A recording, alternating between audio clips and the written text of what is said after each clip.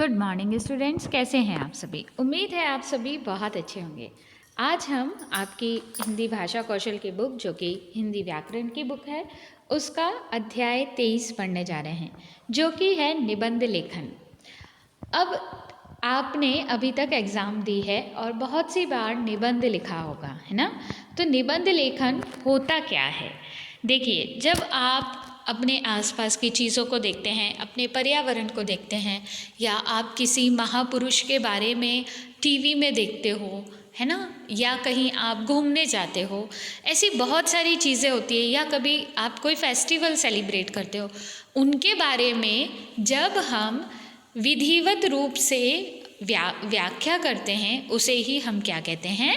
निबंध कहते हैं। ठीक है, निबंध हमारे विचारों का लिखित रूप होता है। लिखित मतलब हम निबंध को कैसे बोलकर नहीं बताते ना, हमेशा निबंध लिखा जाता है। तो इसीलिए कहा गया है कि निबंध हमारे विचारों का लिखित रूप होता है। ठीक है, एक अच्छा निबंध लिखते समय हमें किन किन बातों का ध्यान रखना चाहिए, तो हम उन बातों को यहाँ पर जानते हैं कि जब भी हम निबंध लिखते हैं तो हमें किन किन बातों का ध्यान रखना चाहिए। सारी बातें क्रम से हों। देखिए, जब भी आप निबंध लिखें, सबसे पहले आपको पता होना चाहिए कि आप किस सब्जेक्ट पे निबंध लिख रहे हो, है ना। आपको एक टॉपिक दिया जाएगा, उस टॉपिक के बारे में आप पर्याप्त जानकारियाँ प्राप्त कर लीजिए। अब जब आपने जानकारी प्राप्त करी, तब आपके पास बहुत सारी जानकारियाँ हो गई, है ना, तो उनको व्यवस्थित रूप से लिखना आना चाहिए। कौन सी चीज़ पहले आनी चाहिए, कौन सी चीज़ बीच में आनी चाहिए, कौन सी चीज़ बाद में आनी चाहिए, ये आपको अच्छी तरीके से पता होना चाहिए। भाषा एकदम सरल रखनी चाहिए, बहुत ज़्यादा क्लिष्ट शब्दों का प्रयोग नहीं करना चाहिए।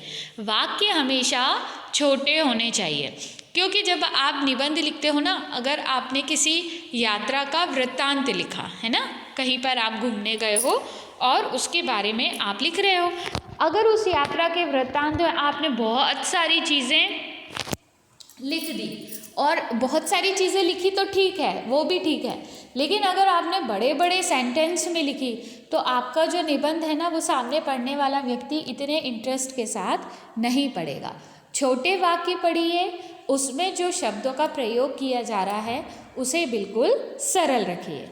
वर्णन में रोचकता हो, जब भी आप किसी बात का वर्णन कर रहे हो, वो इतना इंटरेस्टेड होना चाहिए कि सामने वाला व्यक्ति उसे बहुत ध्यान से सुने क्या, पढ़े, क्योंकि ये लिखित रूप है।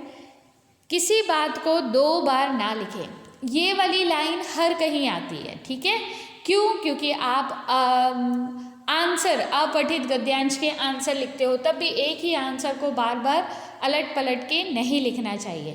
फिर जब आप संवाद लिखते हो, तो एक ही संवाद का प्रयोग बार बार नहीं किया जाना चाहिए।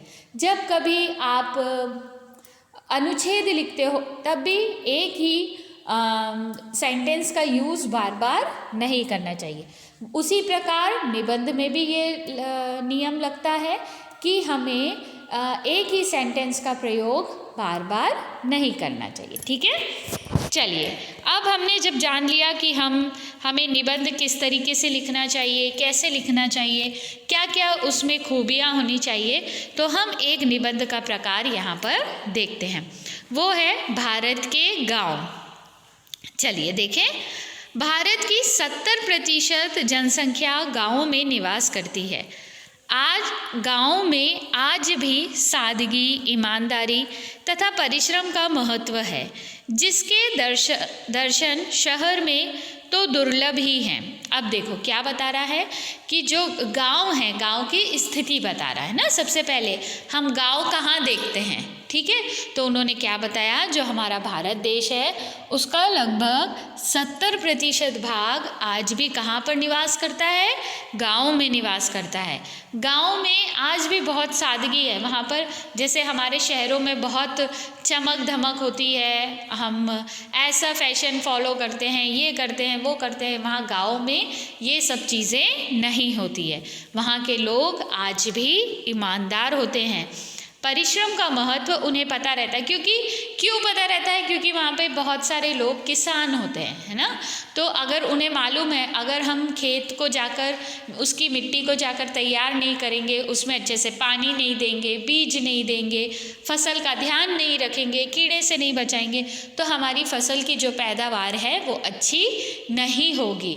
इसीलिए वो इस चीज़ को बहुत अच्छे से जानते हैं और उन्हें पता है कि अगर आज हम मेहनत करेंगे तो इसका फल हमें आगे आने वाले समय में ज़रूर मिलेगा, है ना।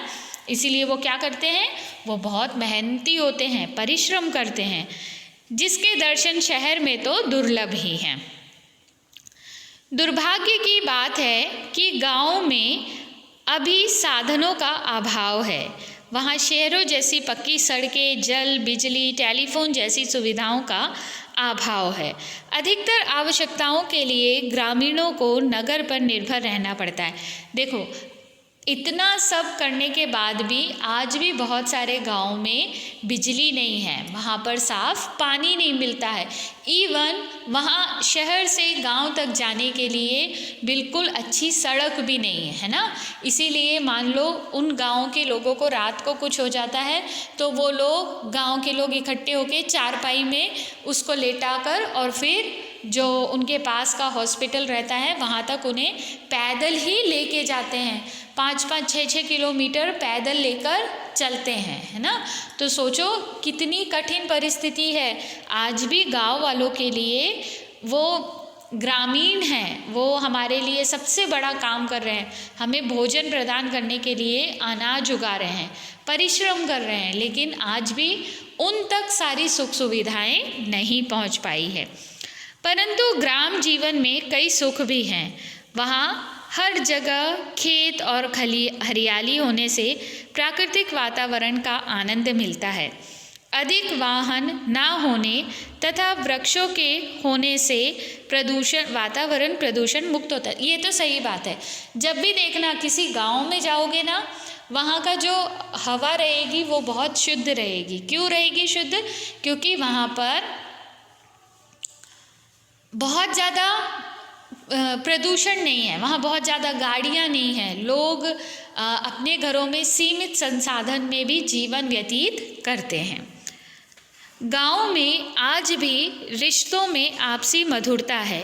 पड़ोसी को भी ताऊ, चाचा, मौसी की पदवी दी जाती है, जबकि शहरों में सामाजिक मेल मिलाप बहुत कम है। ग्रामीण जीवन में खुशी व उमंग है। गांव में पर्वों तथा त्योहारों के कई दिनों से धूम होती है, जो शहरों में उसी दिन देखने को मिलती है। देखो यहाँ पे कितनी अच्छी बात कही है कि गांव में आज भी लोग अपने आस पड़ोस वालों को चाचा, मासी, मासा जी ऐसे करके बोलते हैं, बुआ, है ना। हमारे यहाँ शहरों में, हमारे यहाँ रतलाम में तो फिर भी ठीक है, लेकिन अगर आप इंदौर चले जाओ, अगर आप दिल्ली, बॉम्बे चले जाओ, वहाँ पे आपके पड़ोस में कौन रहता है आपको यही नहीं पता होगा। फिर तो रिश्ते में बोलना तो बहुत दूर की बात है ना। अपने यहाँ त्योहारों की जो धूम रहती है वो बहुत पहले से, कुछ दिन पहले से सुनाई देने लगती है। मतलब लोग उसके बारे में बात करने लगते हैं, उसके लिए तैयारियां करने लगते हैं, जबकि शहरों में आजकल केवल ये चीज़ें दिखावे की रह गई हैं, है ना। बड़े बड़े मॉल्स में उन चीज़ों को दिखा देते हैं, लोग उन्हें देखने के लिए घंटों वेस्ट करते हैं, लेकिन वो अपने परिवार के साथ उतनी देर बैठकर उस फेस्टिवल को एंजॉय नहीं करते हैं। ग्रामीणों में आपसी घनिष्ठता, सहयोग एवं एकता के भाव प्रबल हैं। वे एक दूसरे के सुख दुख समझते और बांटते हैं। ग्रामीणों के विकास हेतु सरकार को ही ठोस कदम उठाने होंगे। चुनाव प्रचार में किए गए वादों को छोड़कर उन्हें पूरा भी करना होगा, तभी गांव हर क्षेत्र में शहरों से आगे निकल पाएगा या उनके साथ खड़े हो सकेगा। यहाँ पर बोला जा रहा है अब गवर्नमेंट का ये रिस्पॉन्सिबिलिटी है कि जो नेता लोग चुनाव के टाइम पर जाकर बहुत सारा प्रचार करते हैं, बहुत सारे वायदे करते हैं और जैसे ही चुनाव जीत जाते हैं उन सबको बैग में डालकर गंगा जी में बहा देते हैं, है कि नहीं?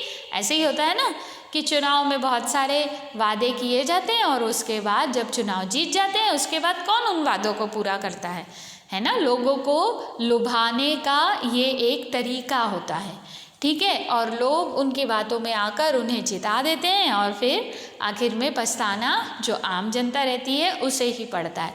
तो यहाँ पर उनके लिए, नेताओं के लिए कहा जा रहा है कि ना सिर्फ नेता लोग इन वादों को करें बल्कि इन्हें पूरा भी करें। वादा तो कर लिया लेकिन अब उसको पूरा भी करने का समय आ गया है, ताकि जो हमारा ग्रामीण क्षेत्र है वह शहरी क्षेत्र के समान आकर उनके साथ कंधे से कंधा मिलाकर आगे चल सके, ताकि जो हमारा भारत देश है उसका विकास संभव हो। क्योंकि देखो, किसी भी देश का जो विकास है ना वो तब तक संभव नहीं है जब तक कि निम्न वर्ग के लोगों का उत्थान नहीं होता, है ना।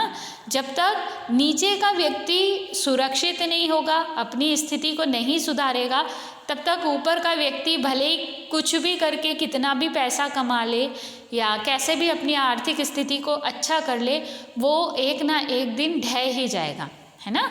इसका सबसे अच्छा उदाहरण बताती हूँ। एक घर है, ठीक है, जो कि चट्टान के ऊपर बना हुआ है, तो उसकी नींव क्या हुई? चट्टान हुई। एक घर है जो रेत पे बना हुआ है, उसकी नींव क्या हुई? रेत हुई, है ना। जब सैलाब आएगा तो कौन सा घर पहले ढहेगा? बताओ मुझे, जो चट्टान पे बना है वो या जो रेत पे बना है वो? हाँ, जो चट्टान पे बना है वो घर बच जाएगा और जो रेत पे बना है वो घर ढह जाएगा, क्योंकि उसकी नींव, है ना, जिससे उसकी शुरुआत हुई है वही बहुत कमज़ोर थी। जबकि चट्टान, उसने पानी को रोक लिया और अपना जो उस पर घर बना हुआ था उसको हमेशा के लिए सुरक्षित रखा। वही बात हमारे हिंदुस्तान के साथ भी है कि जब तक नीचे वर्ग के लोगों का उत्थान नहीं होगा तब तक किसी का भी उत्थान नहीं होना। भले आप कितना भी हाथ पैर मार लो लेकिन कुछ भी नहीं होना है, ठीक है। तो ये है हमारे गांव का, भारत के गांव का एक सुंदर सा दृश्य। उनके बारे में बहुत सारी जानकारियाँ मिली हैं। आप इसमें कुछ ऐड ऑन करना चाहते हैं तो कर सकते हैं, अपनी भाषा बिल्कुल सरल रखें, ठीक है। और इसके बाद एक और निबंध आता है समाचार पत्र का, तो चलिए हम इसको भी देख लेते हैं, इसमें भी क्या है।